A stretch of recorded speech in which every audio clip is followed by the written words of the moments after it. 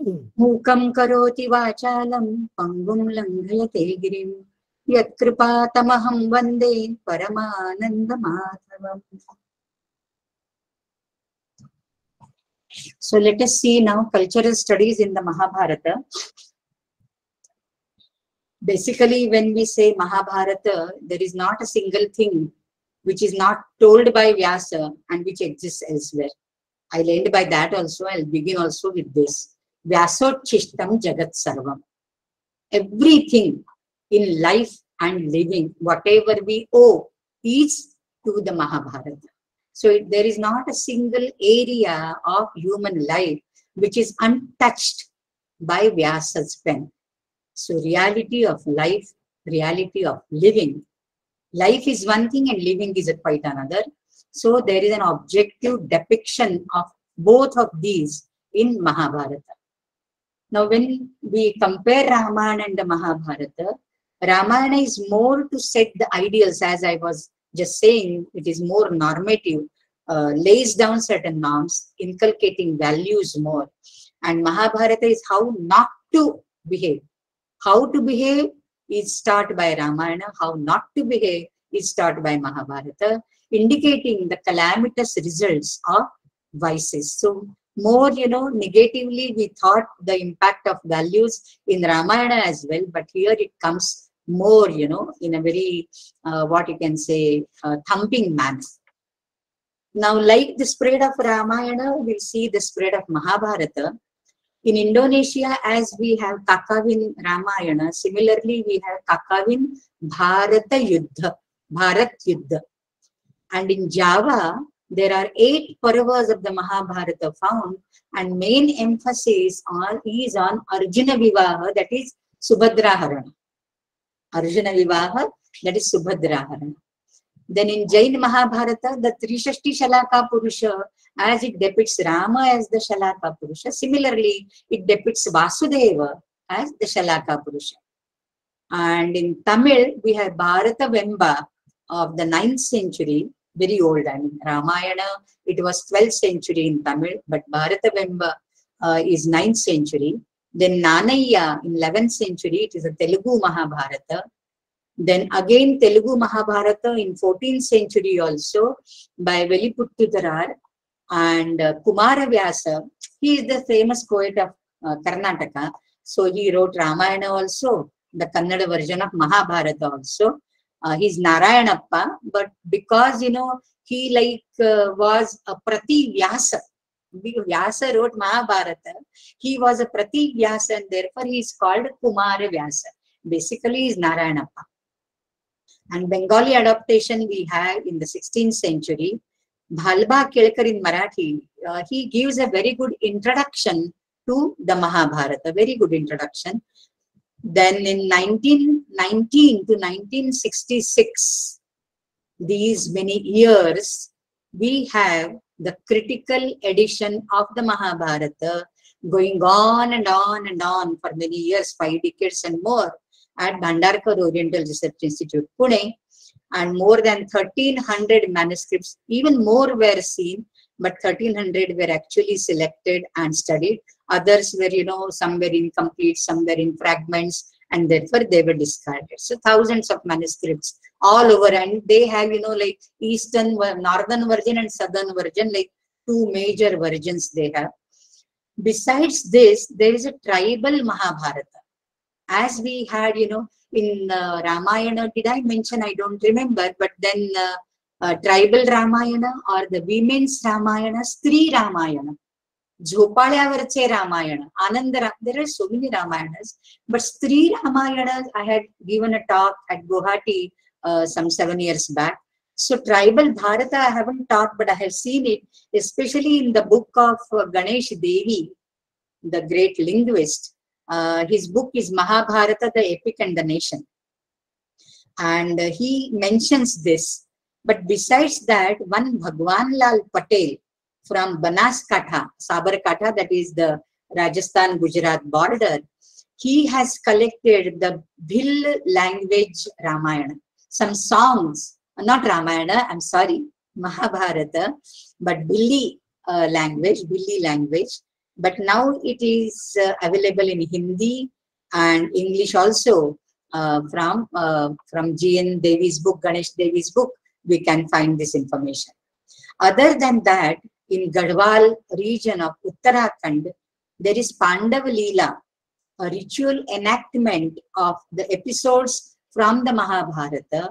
And we have a great Pandavani singer called Tijanbai, who became very famous, an illiterate woman, but who became very famous due to her songs, and enactment like a solo or mono acting and singing of the Pandava Katha, the Mahabharata Katha. So these are the various versions and the spread. Again, this spread, was caused by so many things. One is like Sanskrit, as it was the cause as for the spread of Ramayana as the link language. Similarly, the same thing is logical for the spread of Mahabharata as well. For thousands of years, Sanskrit was the only language to link two different civilizations and two different regions and countries. Secondly, Mahatvat Bharavatvacha Mahabharata Muchate. Mahabharata is called so because it is great and it has substance. Bhara. Bhara is substance. Substance of what? Substance of all human existence, I should say. Human nature is very complex. All the complexities of human nature with their psychological analysis have been portrayed and depicted by Mahakavi Vyasa. So there are so many facets to that, so many dimensions to the human existence, like love, hate, corruption, power, war, ambition. They are constant. I mean, nothing has changed from the Mahabharata period till today. We experience the same things, especially on the political front. And Mahabharata, we must assert, Mahabharata war is fought for political grounds. It is not caused by Draupadi as Ramayana was caused by Sita. This is more for the superiority and the, what you can say, the inheritance of the kingdom, whether it goes to the Kauravas or to the Pandavas. So more for a political reason it was fought. So Rajya was the pivotal point and not Draupadi. It was triggered, like fueled by Draupadi's wrath, no wonder. But then the Yuddha was basically for the Rajya. And that's why Mahabharata remains relevant even today, because nothing has changed. The society hasn't changed. The human nature hasn't changed. And there are many legends and stories, and each one, in Mahabharata itself, there are so many Paravas, and in the Paravas, Upaparavas. So Paravopa Parava of the Mahabharata is itself a topic of study, and one of my senior colleagues in Mumbai University, Dr. Bhandare, had submitted his thesis on the Paravopa Parava of the Mahabharata. So relevant discussions we can find in on the administration, on the governance, on jurisprudence, dharma, bhaksha, bhaksha, everything. So Mahabharata being the history, the facts are narrated, and the characters of Mahabharata, we must say that they are open-ended. I mean, that is the reason why these characters are portrayed as heroes by later dramatists in their dramas with a different outlook altogether. For example, the Bhasas dramas, we have been studying Bhasas dramas throughout in the Ola lecture series, and we have seen how in Karnabharam, Karna's character got changed, how in Urubhangam, Duryodhana is uplifted and glorified, and how Ghatotkacha, a very insignificant character in the Mahabharata, got so much eminence and prominence at Bhasas, Duta Ghatotkacha and Madhyama Vyayoga. Even Bhimasena gets a very novel outlook and perspective. Why? Because the characters are open-ended. You can evolve them as you want. And later writers did it exactly in the same manner. And whatever be the truth, Duryodhana, on Karna itself in Maharashtra, especially Marathi language, there are so many novels like Kaunteya, Radheya, and Mrityunjay, and so many, so many things. Rashmirathi, by Dinkar, a poem, Dirgha Kavya on Karna. But still, the truth prevails that Yato Dharmastato Jaya. Nobody would name their son as Duryodhana or Dushasana or Dhritarashtra or Shakuni. That itself talks a lot, right?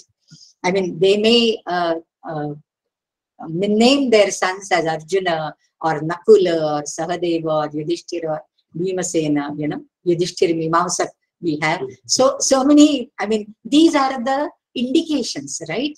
Though the characters are uplifted and given more prominence, whether it is due or undue, that only the time decides, right? The three versions of the Mahabharata, Jaya Navasa Itihas with 8,000 verses, then Bharata, almost equivalent to Ramayana, 24,000, and then it became Mahabharata with additions of stories and legends and narratives, 100,000 verses. Shatasahasri Samhita, that's why it is called Shatasahasri Samhita. The name Bharata, of course, is as old as Rigveda. We have Bharata Saudasa, Divodasa, right from the Rigveda and Puranas. And we have Dushyanta Shakuntala's son as Bharata. Kauravas and Pandavas were born in the clan of Bharata. They are Bharatas. And the war between these Kuru kings, their story from their birth till their end is the Mahabharata especially. And of course, there are so many ethical inputs and spirituality, these touches given by none else but Vasudeva Shri Krishna. Then three divisions, we can say the 18 parvas of the Mahabharata. I am not going to talk about each of the parva, as I said, for the Ramayana 7 Kanda. But the 18 parvas of the Mahabharata could be divided into three broad categories. One, because the main concentration is on the war, Kurukshetra war. So there are some parvas which are pre-war, like Adi Parva, Sabha Parva, Aranya Parva, or Vana Parva, and Virata Parva. They are pre-war. Then war and preparations, during the war and preparations of war, Udyoga Parva, Bhishma, Drona, Karna, Shalya, Sauptika, and Stri Parva. These are all related to the war. 3, 4, 5, 6, 7, 8. Normally, 8, 7 of parvas, 7 of the parvas are dedicated to the war. And the post-war are Shanti, basically administration, Anushasana, again administration and Vedika, Yudhishthira, Ashwamedha, Ashrama Vasika Parva, Gandhari, Dhritarashtra, Kunti retiring to the Vana, Mausala Parva, the Samhara of the Yadukula, then Mahaprasthanika, all the Pandavas, Swargaro and the Swargarohana.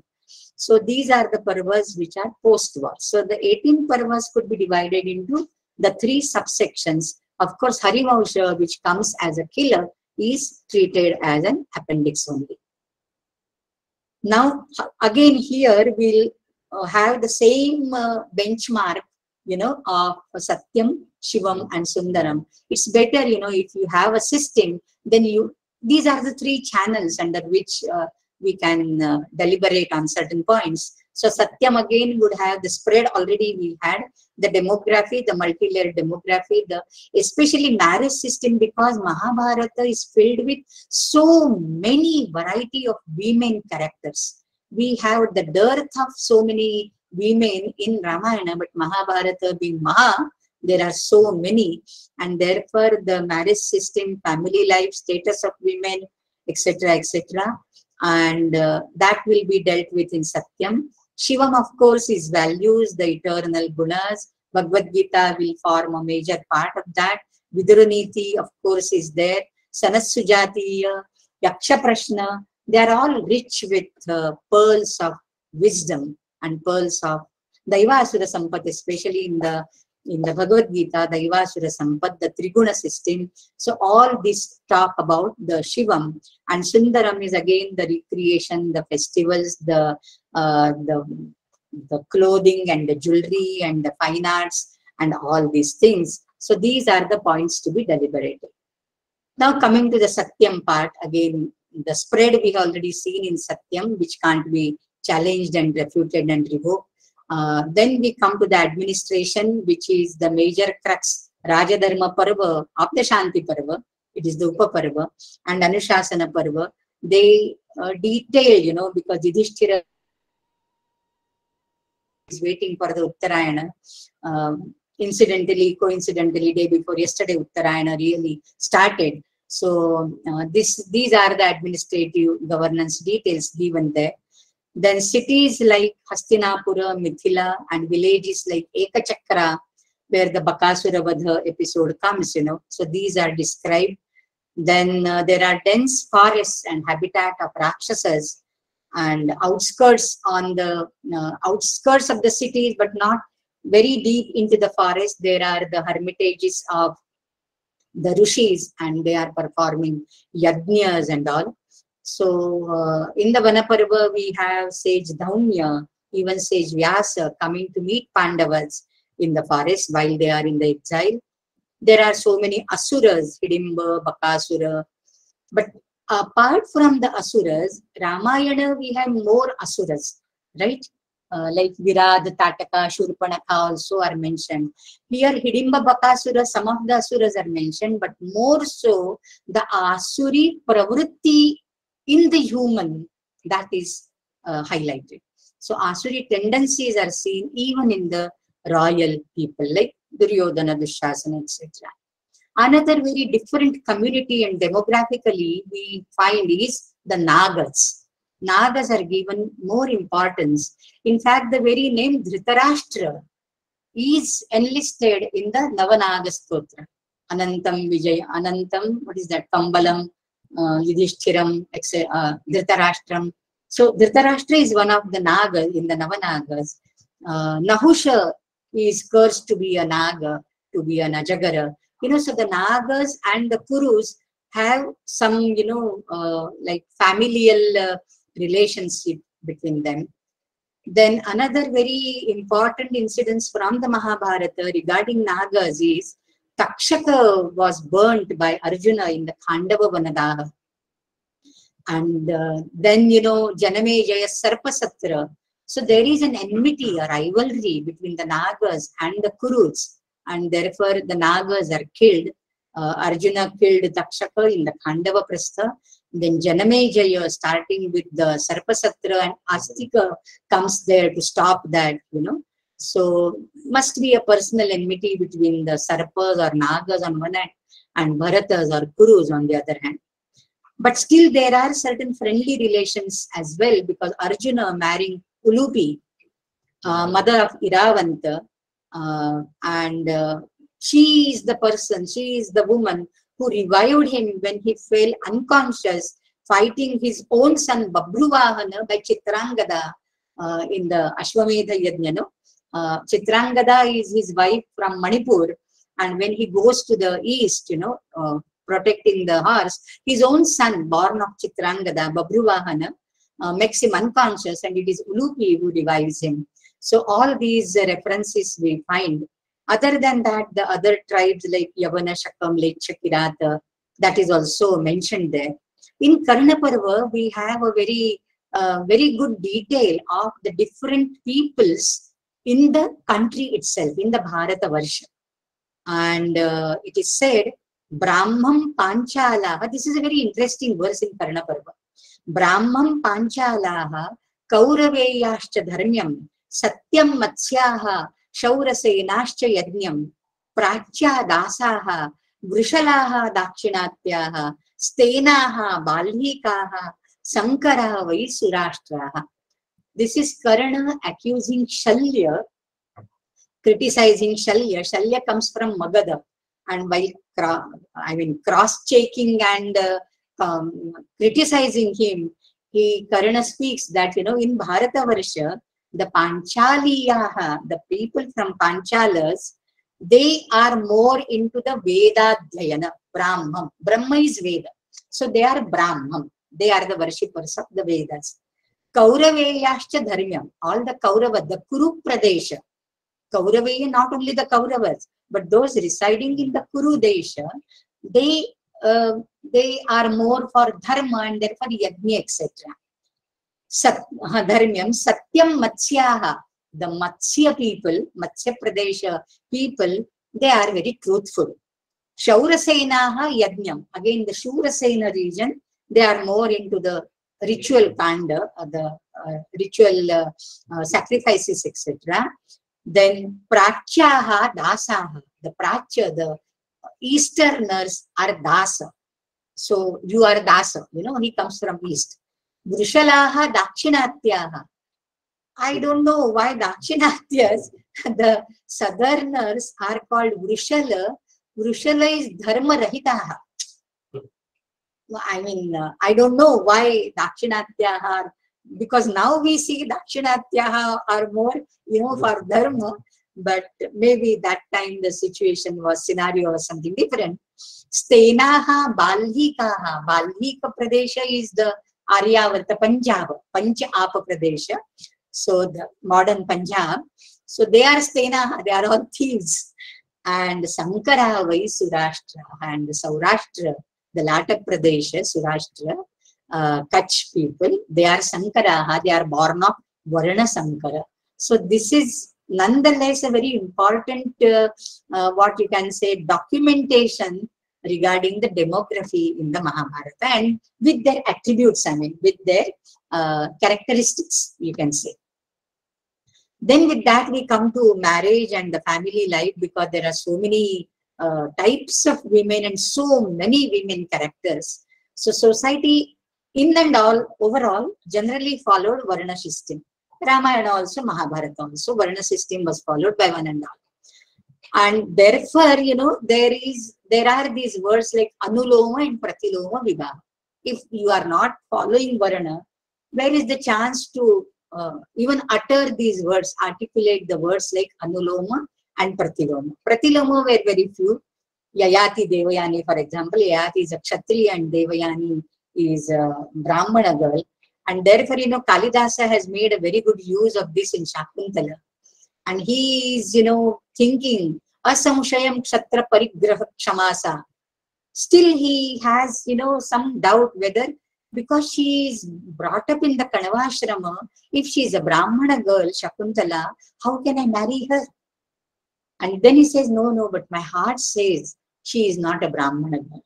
And then there comes a beautiful generalization, you know, Satam hi sandeha padeshu vastushu pramana mantah karana pravrittayaha. My heart says that I can go ahead with this love affair with Shakuntala. So Pratiloma Vivaha, everybody is a little bit scared. Doesn't mean that there were no Pratiloma Vivahas, but people normally follow Varna and all the code of conduct, and they won't go for Pratiloma, they would go for Anuloma. Then Kacha also denying marrying Devayani because he is afraid of Guru Talpa Mahapataka. She is a Guru Putri, Shukracharya's Putri, Devayani. When Devayani proposes him, he denies marrying her because she is Guru Putri, as good as his sister. And this will be an incest, you know. So the Mahapataka says Guru Talpa, ascending the Guru's bed, but it later on the Dharmashastra, Dharmashastras, Panit Dharmashastra also gives you that incestual behavior with sister, with daughter-in-law, with friend's wife, with brother's wife. Brother's wife is an exception because Devara Vivahas are accepted, you know, permitted. But all these are as bad, as heinous as Guru Talpa. Then polygamy was common among the Kshatriyas. They had many wives. They had many Veshavanitas as well, Veshastriyas as well. In fact, when Yudhishthira sends, you know, the message through Krishna, he salutes the Veshastriya of the Kauravas as well. The Veshastriya of the Kauravas, you know. So that is interesting. For Yudhishthira's character, it is perfectly behaving. So polygamy was very common. Polyandry, only Draupadi's example we have. We don't have many examples. Then other Vivaha, you know, Bhima marrying Hidimba, Arjuna marrying out of the caste, so to say, Ulupi, Krishna marrying Jambavati. These are different types of marriages altogether, but they are admissible. And some women from different background, didn't go with their husbands after marriage. For example, Chitrangada stayed in Manipur only. She didn't follow Arjuna to Hastinapura. Okay, so she stayed there only. So Hidimba, for example, stayed in the forest alone. She didn't follow Bhimasena. So Guru, parents and elders are revered. I mean, this is a general code of conduct. The Pandavas respected Yudhishthira, you know, and though Bhimasena is very angry in the Sabha Parva during the Draupadi Chiraharana Prasanga, you know, he is so bubbling and boiling with anger from within, but he has to obey his elder brother, Yudhishthira. So Nakula and Sahadeva calm him down, Arjuna calms him down, you know. Kauravas and Pandavas respected their elders like Bhishma, Drona, Dhritarashtra and other elderly people. So this was a very common thing. After puberty, normally the girl could wait for 3 years and then choose her own groom. If till 3 years after puberty she doesn't get married by her father, she has full right and freedom to choose her own vara. So this was Swayam Vara. Okay. The Swayam Vara Chaturthe Tvatha Samprapte Swayam Bhartara Marjayet. Bhartara Marjayet Ma is missing there. This is from the Anushasana Parva. And the Swayam Vara could be, you know, like Savitri went out with the ministers to choose the right groom for her. It was just like, you know, going out of the city, but it could be with a pana, with a stake, like Draupadi Swayamvara we have. So sometimes this caused difference in the ages of the bride and the groom. Many times it had the difference of the age between the bride and the bridegroom. We have a very good example of King Virata offering his own daughter Uttara to Arjuna. And then Arjuna says, no, I have taught her. She is like my daughter. I will accept her as Putra Vadu. And therefore he accepts her for as a wife of Abhimanyu and not for himself. And Virata didn't hesitate a moment, you know, to offer Uttara as a Vadu to Arjuna. I mean, so this causes a difference of age, but that was admissible then because, you know, Purushasya Viryam, that is what was seen and not his age. Damayanti, Kunti, Madri, Amba, Ambalika, Sharmishtha, Shakuntala, Savitri, they were all young women. They were not married when they were children. Like child marriage, we don't have. In fact, Kunti has her own choice for her niyoga as well. So they are like matured and adults when they get married and they got the niyoga also. Draupadi was Virya Shulka and therefore we have her Swayamvara Vikapana. We have a very famous dialogue in Manaparva when Krishna, Satyabhama come to meet the Pandavas and Satyabhama asks Draupadi, how do you manage five husbands? I can't manage one single husband, you know. So Draupadi Satyabhama, so that's a very famous dialogue. And Draupadi tells that she waits upon all the 5 Pandavas without any discrimination, with affection, with self-restraint, with love, selflessness. She is very dutiful, overseeing scrupulously their needs, their household, I mean all the household chores and duties, and reminds them of dharma whenever they fail. So it is not that it is all a goody-goody behavior on the part of a wife. She doesn't hesitate to chastise her husband if he goes on a wrong path or if he swerves from his duty. She does it for Yudhishthira as well. And she complains to Bhima in the Virata Parva when they are in the Ajñatavasa, in the 17th chapter of Virata Parva, how Yudhishthira has done injustice to all the Pandavas, including her. So she needs somebody to vent out her anger, you know, her frustration. And she finds that best person in Bhima. Okay, so it is not that all goody-goody. She doesn't hesitate to criticize or abuse him. All 8 types of marriages are described in Adi Parva. We have all these Ashtav Eva Samasena Vivaha Dharmata Smrita. So this we later on come across in the Smriti Granthas also. Brahma Vivaha, where the dana to a suitable wise man is done by the father of the girl. Then Daiva is the daughter given to the priest one who is the Yajaka, you know. Then Arsha, the rishis gave cattle as prize for getting the Vadu. So that was Samshulka for the Kanya. Then Prajapatya, a suitor, proposes a girl. A suitor, the Vara, proposes a girl. Asura is lavish bride price is given. And that we have in the Ramayana, Dasharatha paying the lump sum to marry Kaikeyi, and here Pandu to marry Madri. Beautiful women, but they have spent lump sum money. This is something like Asura. Then Gandharva is done with a mutual consent. Dushyanta Shakuntala is there. Subhadra Arjuna is there. Though it is Harana, Rukmini, Harana, but Rukmini has written a love letter to Krishna. Come on. So many people say Krishna Rukmini Vivaha is Rakshasa Vivaha because seizing a girl and abducting her. But the Dharma Shastras say it is against her wish. If she is, agreeable, she is consenting that, then it is not Rakshasa. So Krishna Rukmini Vivaha is not a Rakshasa, it is a Gandharva. And Paishacha, of course, when the girl is Murchita, or she is drunk so much and she is in the swoon, the person lifts her and takes her away. So it's a forcing marriage on the girl. So that is Paishacha. These are condemned. The last four are condemned, but still Gandharva we find in many places. And Anuloma, Pratiloma, etc. we saw. Bharya is glorified. Nasti Bharya Samo Bandhuhu, Nasti Bharya Samagatihi, Nasti Bharya Samo Loke Sahayo, etc. etc. So Bharya is glorified by all. Then education and status of women, we come across Vita Rakshati Kaumare as a Vachana from Manusmriti.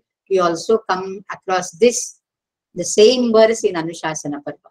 Vita Rakshati Kaumare, Bharata Rakshati Yovane, Putrashcha Sthavire Bhave, Nastri Swatantra Marati. And Nasti Triloke Stri Kachit Yavai Swatantra Marati. So these are certain verses, which curb the freedom given to the women, but this is a contextual curbing, and therefore if we overlook Pita Rakshati Kaumare, Bharata Rakshati Yovane, we are likely to misinterpret the whole sentence out of context. So Shakuntala, Savitri, Vidula, Gautami, Arundhati, Damayanti, Ganga, Satyavati, Gandhari, Kunti were all educated. They chose their own husbands. Gandhari knew that Dhritarashtra is blind, and still she, she was ready to marry him.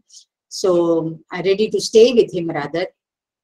And we have Ambalika, who didn't want to stay, though Bhishma carried her, and she wanted to go back to Shalva. Bhishma allowed her to go, but he didn't accept her, and therefore she committed suicide.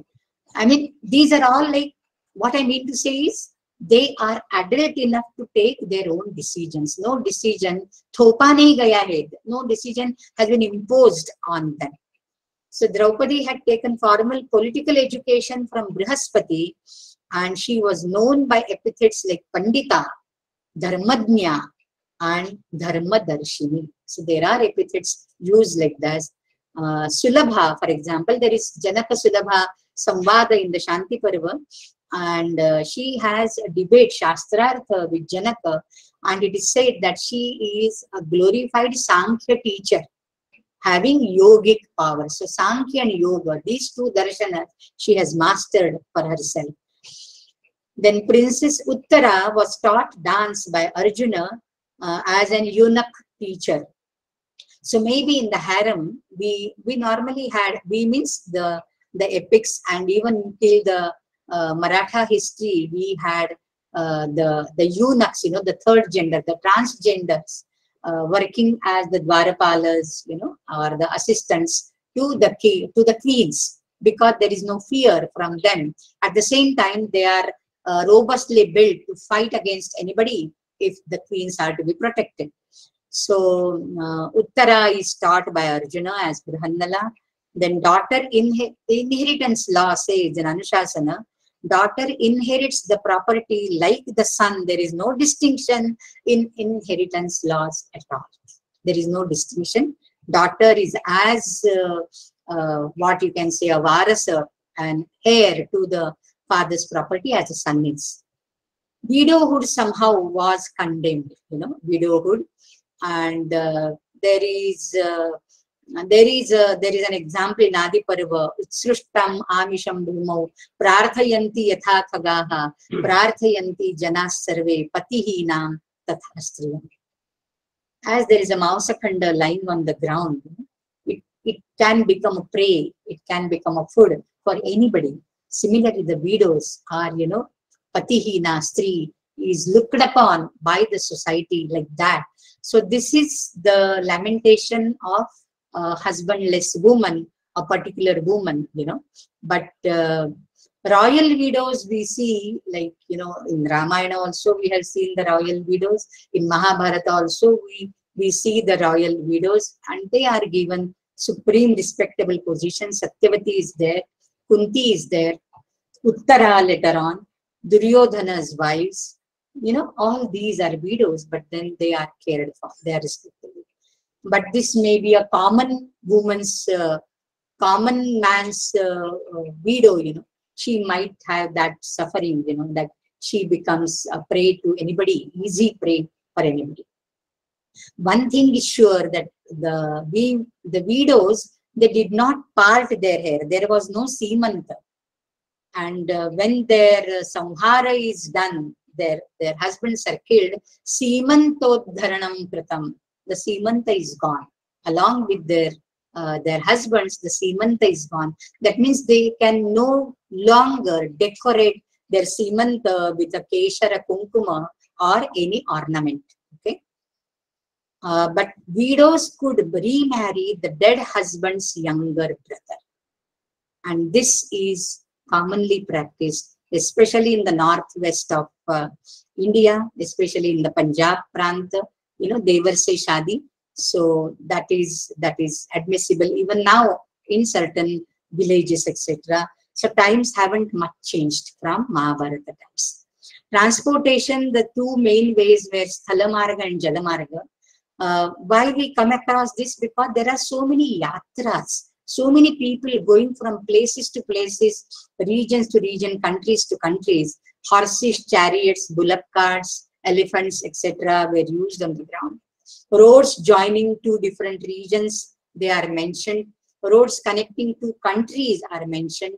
Vanaparva especially describes Pandavas traveling from Gangetic plains to Kurukshetra, to Saraswati, and the desert land, the Marubhumi. So all these roads are mentioned. We have Balarama's Tirtha Yatra. Then we have in the Udyoga Parva, the Rathamarga, the chariot roads from Virat city to Dwaraka. Words like Chatushpatha, Shatpatha, Rajapatha. Chatushpatha is four, not a single lane, but a four-way, four roads. Then Shatpatha, Rajapatha, Mahapatha. Rathya, basically the road on which Ratha can go, So, and shady trees adorning, lining both the lines. Then Shanti Parva mentions waterways, Pattanam, Shapatai. I mean, it distinguishes between Pattana and Pattana. Pattana, Machili Pattana, Vishaka Pattana, even now we have, and these are ports. Because from there waterways start. Whereas Pattana is Shakataihi Gamyam, Pattanam Nauhihi Gamyam. So this is the distinction between Pattana and Pattana. In addition to that, there is a word called Tara which is used, and Tara is from where you can get across through Tarati, right? So Tirtha, Tara, and Tari, in Marathi we have a word Tari, which is a small raft-like boat to get across. So one of the sources of revenues for king. Okay. Then Digvijaya Yatra of Arjuna, Digvijaya Yatra of Karna, pilgrimage of Balarama.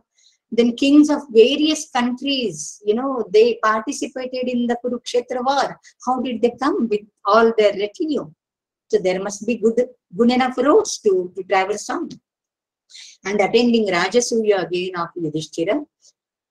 Then art and architecture in Mahabharata, we hear about the wax palace. The Lakshagriha is something like wax palace, which could be burnt very easily, but it had tunnels. And Sabha Parva about the palace built by Maya Danava, at Indraprastha. We have the Maya Sabha. So beautiful description of Maya Sabha, etc. So it was very advanced. I mean, Vishwakarma or Maya, we have Maya Matam. The whole text of constructing palaces called Maya Matam. So these are extraordinary constructions, which are mentioned there. And there are like 100 pillars, 1,000 pillars in a palace that is mentioned. And even now we have 1,000-pillar temples, especially in the southern India. We have Akhilandeshwari, we have Jambukeshwara, we have Mudabidri. The picture shows Mudabidri temple in Karnataka, in Mangalore. So these are, 1,000-pillared temples. We have 1,000-pillar temples in Warangal, in Trichy, then Angkor Wat, mural of Kurukshetra war. This was built in the 12th century while Suryavarma II was ruling. So the epic has provided rich iconography to all these temples, murals, reliefs, wall reliefs, etc. And hundreds and thousands of sculptors and artists got, their livelihood based on, inspired from Mahabharata. Then we quickly come to the Shivam and the Sundaram principles. Samskaras, and naturally the eternal values, are adored, idolized, but not followed by all. Duryodhana, for example, knows dharma, yet abides by adharma. Janami dharmam nachame pravritti. Janamya dharmam nachame nivritti. He openly confesses. Bhishma, Drona, Kripa, they get blindfolded and they take the side of adharma. So despite knowing the dharma, so it is not idolized as in Ramayana. This is the true nature of human beings. It is, we all know what we can accrue. Goodness accrues the good, and the badness or the vices give the bad fruit, and still we go by the bad tendencies, by krodha, kama, lobha, etc. Despite knowing, that is what is depicted in Mahabharata. So they take the side of Dhritarashtra. So human life, full of complexities, multifaceted, different approaches and different circumstances, different contexts that determine the person's behavior in a particular specific situation. Though Gita preaches noble qualities, value for values, it preaches the Revasura Sampad. And Mahabharata generally talks about, the Sadharana Dharma, the general code of conduct, the Swadharma, one's own dharma, according to your varna, according to your ashrama, and Apad Dharma. 3 types of dharmas are given there. Sadharana is general, Swadharma is prescribed for a particular person, and therefore Tasmad Uttishta Kaunteya Yuddhaya Krita Nishchayaha, because you are a Kshatriya.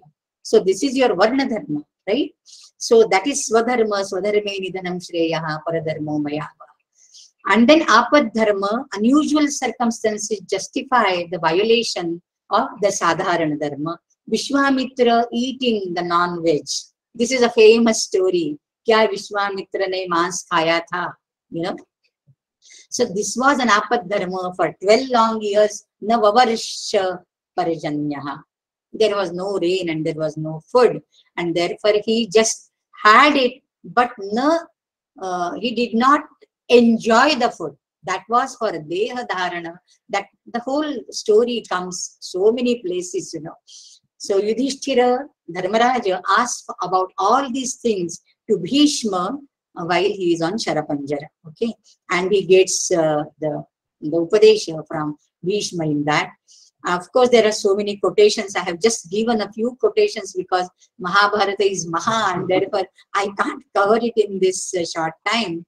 But Dharma, about Dharma, Vyasa himself, saying that Urdhva Bahur Viromyeshaha Nachakasya Shrinoti Mam Dharma Dharthasya Kamasya Sadharmaha Kim Nasevyati. I myself, during Vyasa's time, Vyasa himself gets so frustrated that howsoever I proclaim that you follow Dharma, people, why don't they follow it? Dharma will give rise to artha. Dharma will give rise to kama. Why are you not following dharma? If that is the situation in way back in Mahabharata period, we don't have, to get frustrated. It is just a continuation of Vyasa's frustration. Paropakaraha punyaya papaya parapidanam yato dharmastato jayaha sadharmaha yo na badhate dharmam dharme matir bhavatu vaha satatottithana. You be always enterprising and be doing your own duty, your own righteousness. Dharme matir bhavatu. And in the Yaksha Prashna, who is a Sukhi? That is the question by Yaksha. And how Yudhishthira answers one line from that. Chaturvedopi durvrittaha sashudradatirichate. A Brahmana having command over all the 4 Vedas, but he is not good at his behavior. His Sheela is not good. His Sheela Brashta. He is Durvritta. Then Shudradatirichate. He is to be condemned on a lower status even than Shudra. So Sheelam Param Bhushanam. So that stands at the helm of all your values, how you behave with the other people. No? And negatively also, Duryodhana, excessive self-esteem doomed him. Ati Mahatva Kanksha, Ati Danat Balir Baddha we say, but Ati Danat Karanaha Mritaha. Then Dhritarashtra, excessive love for children, that mamatva, that mamatva, too much of mamatva. Then Pandavas succumb to their personal drawbacks and weaknesses. We get to know of it only in the Svargarohana Parva. So man is a mixture of noble and ignoble thoughts. So it's up to us to realize and do the viveka and abide by the noble and ignore the ignoble. We don't do that. So when ignoble, the evil overpowers and the one is doomed. Both the epics, in fact, advise the same thing. Path to happiness and social stability is avoiding the ignoble and following the noble. Then we quickly sum up the Sundaram. Most of the things are commonly found from the Ramayana. They are there, the fragrant perfumes, the sandalwood coating, the labor. Then after bath, people used to decorate themselves with sandalwood, saffron, bakula, with so many flowers, etc. Kings wore crowns and royal women wore no crowns, but instead of that, they used to tie a narrow golden band studded with gems and jewels on their forehead. That is called patta, and therefore this queen is called Pattarani, the chief queen. And here we have some sculptures, and you can see the patta here, This is the patta in the sculpture. And Sairandri, of course, here one woman is doing her some lipstick. So, I mean, there are hundreds of such paintings, especially in the Khajuraho, sculptures. I had so many others, but then I deleted all those. Too many pictures and too many sculptures. Ushnisha is there. Men's clothing considered 2 garments like the unstitched 2 clothes, and women's clothing is just like men, but little longer so that they can cover their head also. The garment to be worn were carried and taken from the shoulders by women. Uttariya was another garment, and Guru Dronacharya and Kripacharya wore white garments. Karna wore yellow. Ashwatthama and Duryodhana wore blue. That is mentioned in Virata Parva, where Uttara says, to Brihannala, bring all these different. So Hastinapura was a very affluent city. They had so many colored cloths, and perhaps Virata didn't have that. So, and while Subhadra is introduced to Draupadi, she is brought to her in Rakta Kausheya Vasini, like Rakta Kausheya, in a red silken cloth. Vita, Krita, Kautuka, Mangala, etc. in Adi Parva you have. At the time of marriage, Draupadi wore silk clothes and Subhadra wore red colored silk clothes. So these are the things which are mentioned. And then Shuklottariyaha Nararaja Patnyaha. Aranya Parva has that all the wives of the king, especially when their husbands are dead, they are Shukla Uttariya, so dressed in white.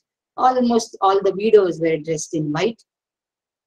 And Sairandri, when Draupadi came to Sudeshna as Sairandri, Paridhaya ekam vasaha sumalinam, a dirty cloth, and ekavastra, no uttariya. No uttariya, because lower women or the sevakas, the paricharakas, never wore the uttariya. In Kerala, if you know, nobody wore uttariya or the blouses, the Kerala women, till some few centuries back.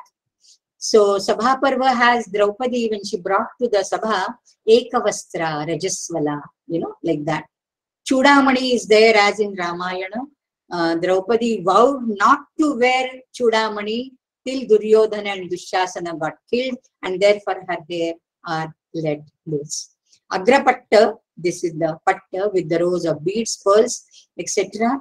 Then Makarika, Kundala, Hara, they are there as usual. Then music, dance and drama, Samajotsava Sampannam, Shanti Parva has so many references. Then so many festivals were there. In Ekachakra, there was Brahmamaya festival. In Panchala, Devamaya festival. Matsyadesha, Brahma Mahotsava, Raivataka Mahotsava, Varanavata Mahotsava. These are various Mahotsavas for social, religious and political get-togethers, you can say. The kings were fond of dice, Nala, Virata, Yudhishthira. They are all fond of Jalakrida, Dhanurvidya, Malla Yuddha, etc. are there. Enactment of drama. Kauvera Rambhabhisara was enacted by Krishna's son. It had scenes of planes going through Kailasa and the sky. And Pradyumna played the role of Nalakubera. And Manovati played Rambha. And Samba played the role of the clown. Vidushaka says Harivansha Purana. Okay, the appendix. Then Vinaiva Madhuralapa Gandharam Sadhu Murchati. Panchali, when she speaks, Sairandri also, her Vani is so sweet. And she knows Sadhu, what? The Murchana. And she speaks in the Gandharata, the Gaswara. And expressing joy with clapping, shouting and throwing clothes. Like, for the graduation, topi udate hai. Like the hoods are thrown. In the Karana Parva, it is very nice verse, how the social customs get reflected somewhere. Tatah prahasita sarvete anyonyansha talandadu. Like clapping. Like when you win, all the players, they also clap. Not one person clapping, two people joining hands. Simhanadaravam chakru, they shout loudly. And vasansi udadhushcha, and they threw their clothes. Normally uttariyas, okay. Now some spiritual significance to that, as we saw in the Ramayana. 100 Kauravas are the undecaying, undying vasanas, our bad tendencies. Everybody has it, multiple in number. 5 Pandavas are the sense organs. They have to curb these hundreds of bad tendencies, and the 5 Pandavas are always controlled by the charioteer Krishna, Parthasarathi. So every moment the battle is going on in our body itself is the Kurukshetra, and there is the Daivasura Yuddha, the Surasura Yuddha going on. So these are all the spiritual lessons which we learn, and Swadharma essence to be followed is Swadharma, do your dharma. In fact, the Gita starts with Dharma Kshetre, Kurukshetre. The first word is Dharma, and Gita ends with what? Yatra Yogeshwara Krishnaha, Yatra Partho Dhanurdara, Tatra Shri Vijayo Bhutihi Dhruva Netir Matir Mama. So Mama Dharmaha, Swadharmaha is the lesson to be learned not only from the Gita but the entire Mahabharata, and that dharma is to be done with nishkama, without any self-motivation and self-intention, the selfish intention. That is the lesson. So now to conclude, Itihasottama dasmat jayante kavi buddhaya. In Adi Parva itself it is stated many literary works later on emerged based on the great epic, and therefore Mahabharata exercises a tremendous influence on all our lives, individual, social, religious, spiritual, etc. And it will not be a hyperbole to say that like Ramayana, Mahabharata also serves as the foundation stone of Indian culture. So dharmecha arthecha kamecha mokshecha bharatarshava yad hasti tadanyatra yanne hasti na tatpachit. And now what we can learn from history, I told you about some link from these two botanists in Ramayana. We have the links, some links I have given here, you know. For instance, the finding that the Sita, the city of Dwaraka still exists underwater. So this is marine archaeology. Marine archaeology started by Sir Rao way back, and still now it's going on. And we have so many links. You just Google and you say you can find so many links. So whether these are the Itihasas or mythology, it's up to us to decide. So many links are there, so many books are there, so many scholars have done discoveries and research on that. And in spite of these recent archaeological evidences, some historians are still following the colonial theories regarding the Hindu culture and Aryan debate and terming all these as myths and not history. So we are taught to deny our own identity and our ancestry. We should learn a lesson from this, and it's up to us now what is to be followed. If Vyasa has, you know, that frustration, who am I to say? But then it's up to us to decide whether to follow and be proud of our identity, our roots and our ancestry, or deny it as many others do. So thank you so much for this wonderful opportunity. I had occasion to again briefly browse through all these, you know, and talk to you all on this occasion. Thank you so much. Can I ask you a question? Yes. Who is there? Me, Bhagyashree. One by one, you can raise the hand and ask. Yeah. Madam, we can take some questions. Yes, we can. Madam, तुम्ही खूपच अत्यंत सुंदर explanation दिलं महाभारत आणि रामायणावर.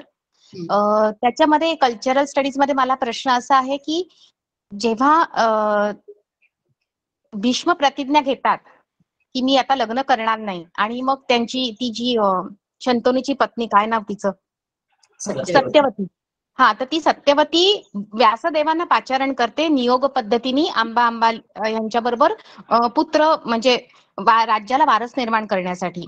परंतु त्याच वेळेला शंतनूचा अजून एक मुलगा देवदत्त हा पण असतो, तोही व्यासांसारखा जंगलात असतो, आणि ती त्याला न बोलवता, म्हणजे देवदत्त मुलगा अजून नाही, शंतनूला देवव्रत म्हणजे भीष्म आहे, देवदत्त कोणी नाहीये, देवव्रत म्हणजेच भीष्म.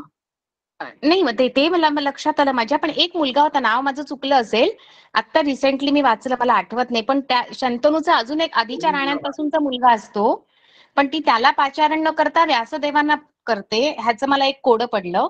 आणि जर माहिती नाहीये मुलगा आहे व्यास पराशरापासून झालेला मुलगा असतो, शंतनूचा मुलगा. तुम्ही नंतर डिटेल ते पाठवा, मग बघता येईल ते.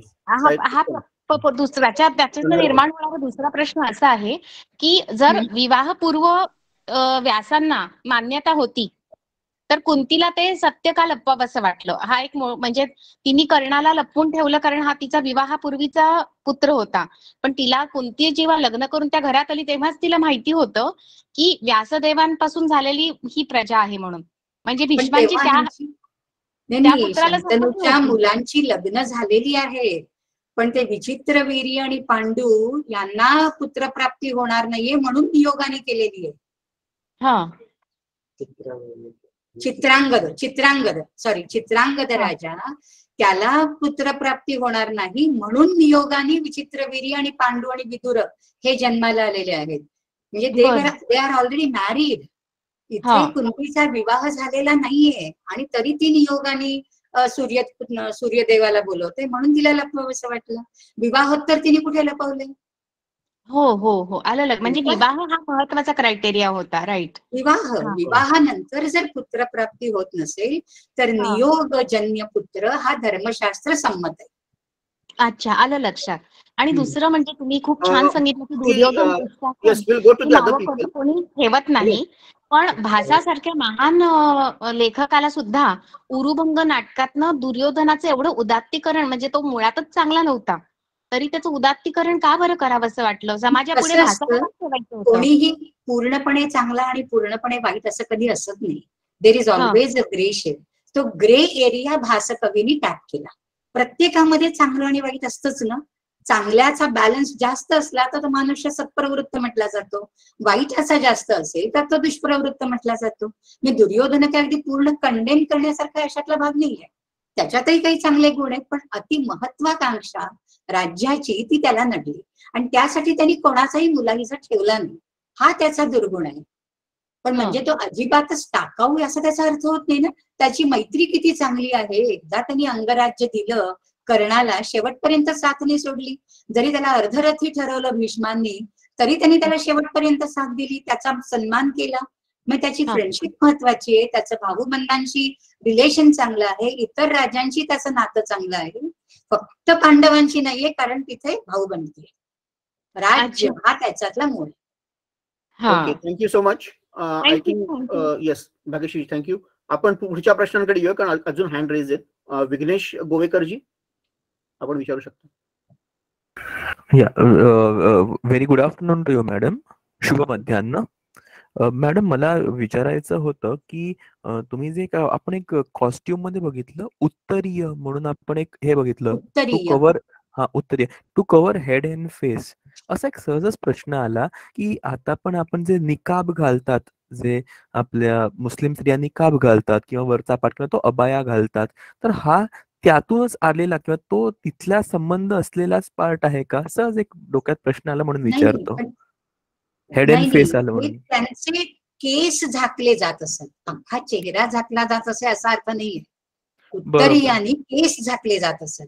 आणि म्हणून जेव्हा ती ह्याच्यामध्ये आली ना द्रौपदी, रजस्वला असताना, तेव्हा तिने केस झाकलेले नाहीयेत. किंवा जेव्हा ती प्रतिज्ञा करते मी चुडामणी घालणार नाही, तेव्हा तिने केस झाकलेले नाहीयेत. किंवा जी सैरंध्री बनून येते तेव्हा तर तिची केशरचना त्यांनी दाखवलीये. जसा बायका असा केसांचा बुचडा बांधतात ना, तसा बुचडा बांधून ती आलेली आहे सुदेशनेच्या समोर, असा उल्लेख आहे व्यासाने केलेला. बरोबर बरोबर. राजस्त्रिया केस झाकत असतात. Okay okay. कारण तुम्ही बघाल ना, आता तुम्ही जर थोडंसं इव्हन ह्याला जाल इंडोनेशिया किंवा त्या बाजूला, मी बघितलं ते लोक विशेष प्रकारची एक कॅप घालतात आणि त्याच्यामध्ये केस झाकले जातात. म्हणूनच मी विचारलं की तो जो पार्ट आहे त्या कल्चर मधला हा कुठेतरी ओढणीसारखं वस्त्र असावं, जी पट्टी आहे ना त्याला लागून ते वस्त्र असावं आणि ते खाली असं रुळत असावं खांद्यांवरून. अच्छा, असं माझा अंदाज आहे. ओके ओके ओके, हरकत नाही, एवढंच होतं. थँक्यू. थँक्यू. म्हणजे हल्ली लग्नामध्ये पहा पुष्कळ वधू असं करतात, ओढणीसारखं घेतात नाही का, केस झाकतात असे. हल्लीची फॅशन झाली आहे म्हणा, मला वाटतं. पण असं असावं, असा कयास आहे, माहिती नाही आपल्याला. या very interesting. I think Deepali Patwatkarji has raise the hand. Deepaliji विचारा, यू कॅन आस्क. नमस्ते गौरीताई. नमस्ते. बरं वाटलं तू आहेस इकडे. Thank you for joining. आता विचारा. हो, मी खूप दिवसांनी ऐकते तुमचं लेक्चर आणि खूप खूप छान झालं. रामायण महाभारत दोन्ही, आणि स्पेशली तुम्ही रामायणामध्ये ते एक सांगितलं ना की धनदेयस,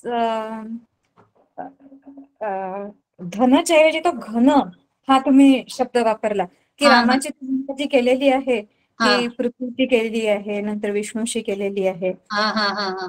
मी जिथे जिथे वाचलं तिथे ना धनदेय असं होतं, आणि ते कंपॅरिझन कुबेराशी केले. पण मग ते सगळा त्याग करणारा कुबेर असं कुठेच येत नाही.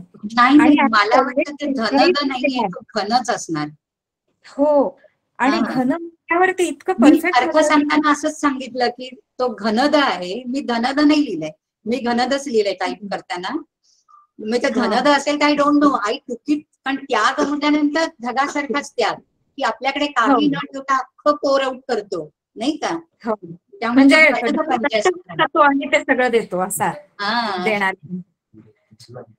तर ते खूपच म्हणजे एकदम क्लिअर झालं की, कारण आधीच्या बरोबर ती कंपॅरिझन जातच नाही. कुबेराचा म्हणून नाही आपल्या डोळ्यासमोर आलेला आहे कुबेराचे उल्लेख. की त्यांनी भरपूर काही दिलंय असं कुठे नाही, उलट त्याच्याकडे आहे, सगळं साठवलंय त्याने. म्हणजे नवनिधीचा स्वामी आहे तो, नवनिधींचा स्वामी. खूप छान वाटलं तुला बघून इकडे. यायलाच पाहिजे. Yourself are such an accomplished writer. Thank you so much Deepaliji, wonderful. आणि खरंच घन म्हटलं की घन निळ म्हणजे आपल्याला आठवतच कुठेतरी रामकृष्ण कुठेतरी आठवतात, म्हणजे the way they pour all their kripa and everything. तो छान उल्लेख होता. I think Ishwariya he has raised the hand. Good afternoon, ma'am. Good afternoon. Ma'am, I'm Aishwarya. I'm very happy to join this session, and so it was very enlightening. Ma'am, I just wanted to know this. Today there was a time when people, they don't question on Dharma Shastra, and today when we take up readings of Ramayana, people, they question on Dharma Shastra, and there are so many, a conflicting kind of talks people come up. So one such thing that I came across is when I was talking on Ramayana or discussing, I got a conflicting talk saying that Valmiki was a contemporary of Rama, and it is said that he got that intuition and he wrote Ramayana. And they were asking me, Ramayana is totally on intuition, Valmiki wrote. So it is only a fiction, it is all fictitious. But according to me, it's not a fiction, it's an epic. As you told, it is Itihasa. I purely believe in this. So how can I defend this kind of a statement? First of all, let me clear that confusion. Ramayana was not written out of intuition. The first verse came out of intuition. Ma nishada pratishtham tvamagama shashwati samaha yat krauncha mithunadekam avadhi kamamohitam. But the entire Ramayana is written after he had a dialogue with Maharshi Narada, and then there is a question, is there any such person who is, like this Gunavan? I think I referred to that dialogue also. So after that, he is requested by Maharshi Narada to write a history of his contemporary king, who is Ram. So it is not written out of intuition. The first verse came out, and that we can regard as a spontaneous outburst of powerful emotion. He was so moved at the lamentation of that Krauncha mate that his heart melted, and therefore a verse came out of his mouth. So that first verse is intuition, or it's a spontaneity which created that. But later on, the entire Ramayana was written in the same Anushtup meter by Valmiki at the behest of Narada. Oh, thank you, ma'am. I think there is one more hand raised. We can have that as the last question. Partha Joshi ji, you raised the hand. Hari Om, Parth. Hello, ma'am. Hari Om. Yeah, how are you? Glad to see you after quite some time. I'm good, ma'am. Hope you are fine. Thank you. Ma'am, I have an observation followed by a question. So you mentioned to Satyam, Shivam, and Sundaram, no? Like if Satyam, Shivam, and Sundaram, if we consider them as the values that lead towards moksha, so then it seems that our history and literature, they are in complete sync with our applied Indian philosophy, right? And the path towards the realization of moksha or liberation has probably long before been described by Vyas and Valmiki in our Itihas Kavyas. Yes, your observation is perfectly right, and I would like to add more to that, because this was only concentrating on culture. I didn't comment on that. See, yes. Satyam, Shivam, Sundaram, from Satya you take only the good and go towards Shiva. From Shiva you take out and pick up only that Sundara aspect, which will ultimately give you joy, happiness, ananda, that is bliss, that is moksha. Right. So these are ascending, in an ascending order. We have to take that. Your observation is perfectly right. I like it. Thank you, ma'am. And the question that follows the observation is that there is this nature-culture binary that people often refer to in cultural studies.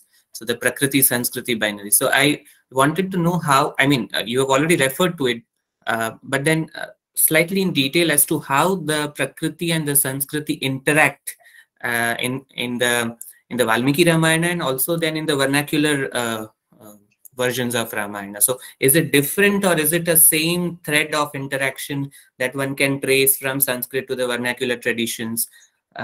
How do nature and culture? There are variations, especially in the regional Ramayana. There are variations, but taking that Prakriti, I would say, if you twist it, it becomes a Vikriti, and if you add value to it, it becomes Sanskriti. So it is the main Prakriti Sanskriti binary, as you say, but there is one Vikriti also. And many of these regional variations, and if you have heard about the 100 Ramayanas and the 1000 Ramayanas, you know, then these are all Vikritis. These are not Sanskriti. Okay. They don't add anything. They just mislead you, misguide you, and twist the whole narrative. Because Yes. they are, you know, they have some certain different intentions sometimes. True. Right? Thank you. Thank you so much, ma'am. That was fantastic, Parthi. Thanks for adding. We have one more raised hand. Can we take it, ma'am? One more question. Yeah.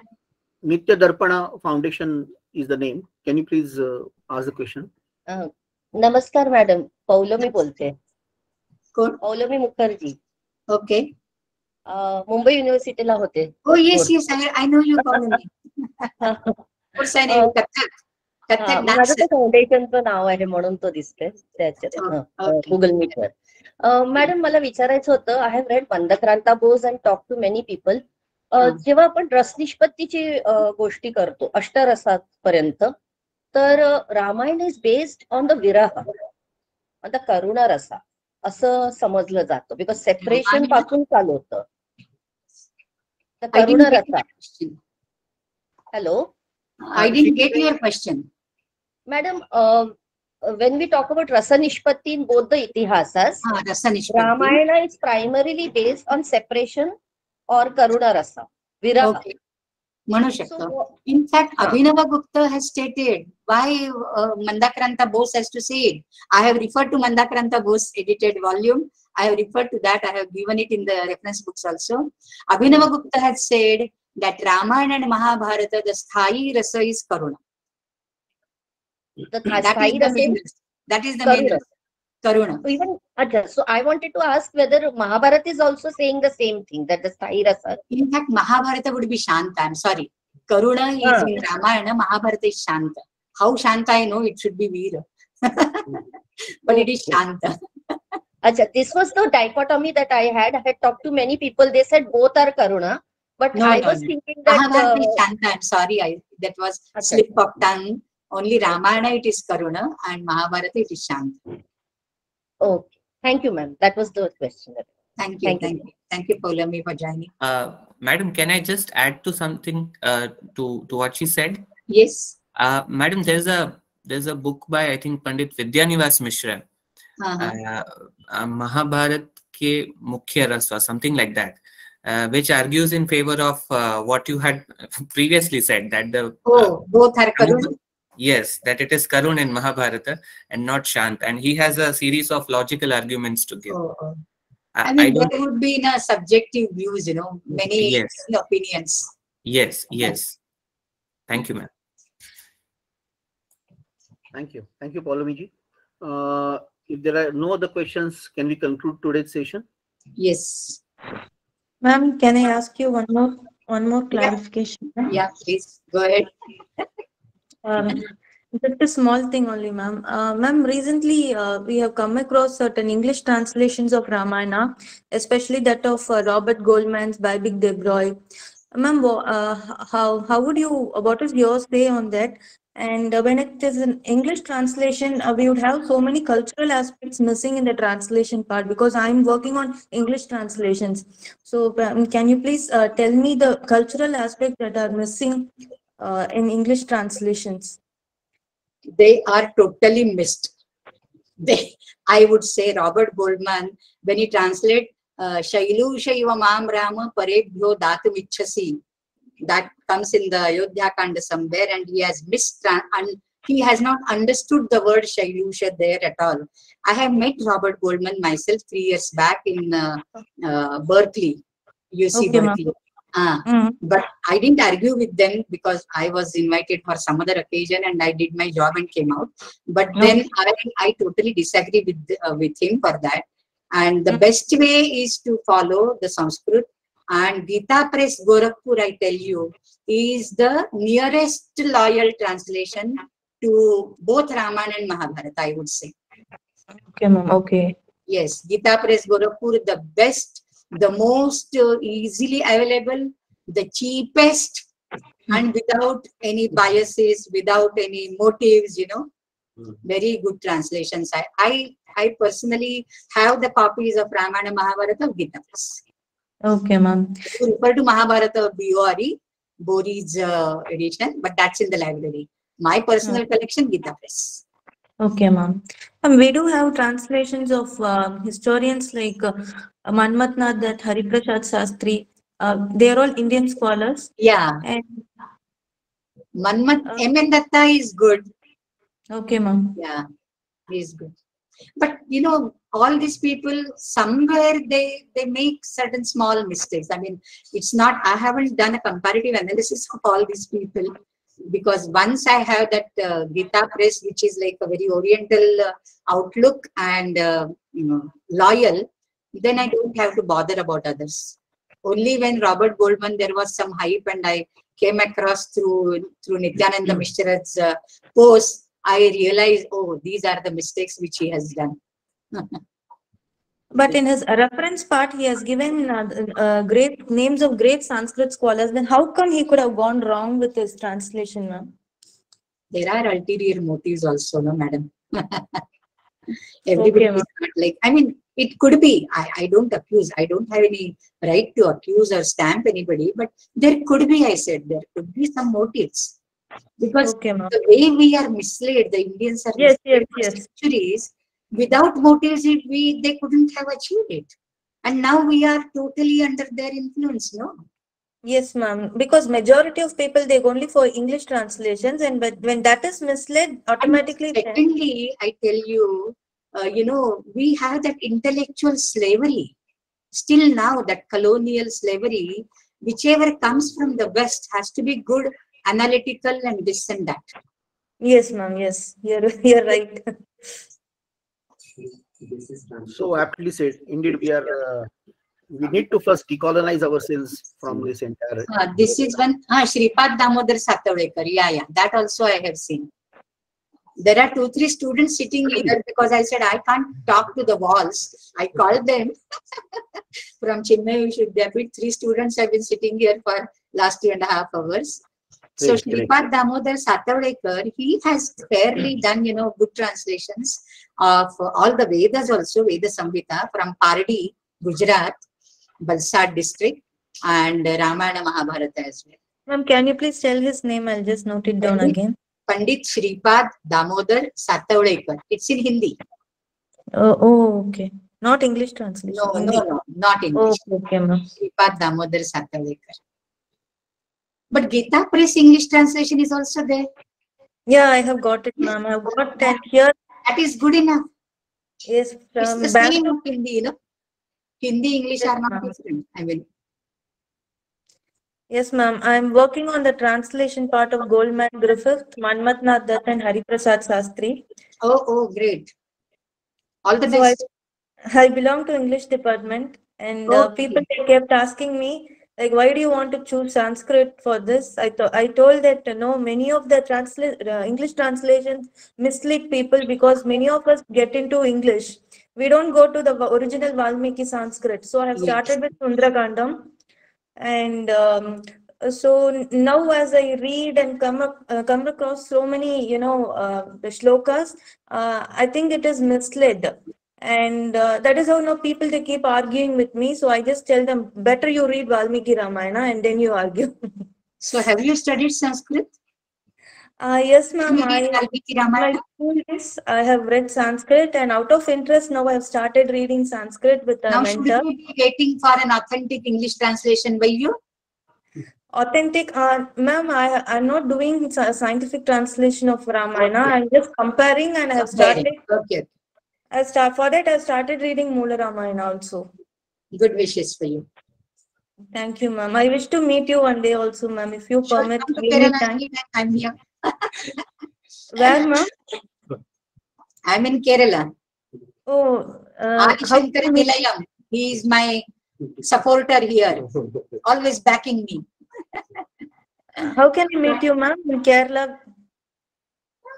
He brought me here. Such a strong magnet. He pulled me from Mumbai. Okay, ma'am. Thank you very much. Thank you. Thank you so much, Ishwarya ji.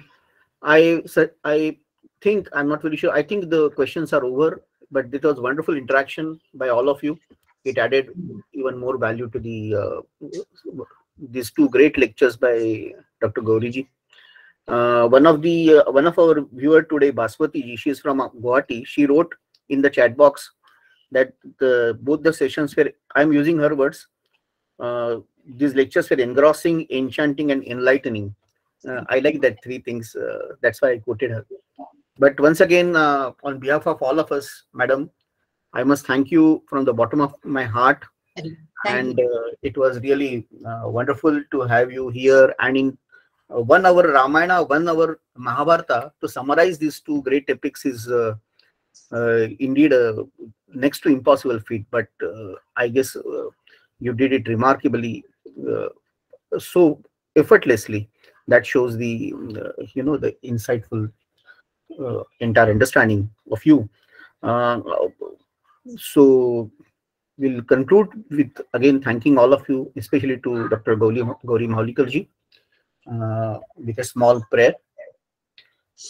Sarve bhavantu sukhinah, sarve santu niramayah, sarve bhadrani pashyantu, ma kaschid dukha bhag bhavet. Om Shanti Shanti Shanti. Thank you. Thank you so much. Thank you. We have recorded it and we'll be sending it to you as well as to others for the. Send the link so that I can share it with others. Yes, yes. So more people can view it and try to enjoy it and understand it. And thank you all the participants. I thank you all for good interaction.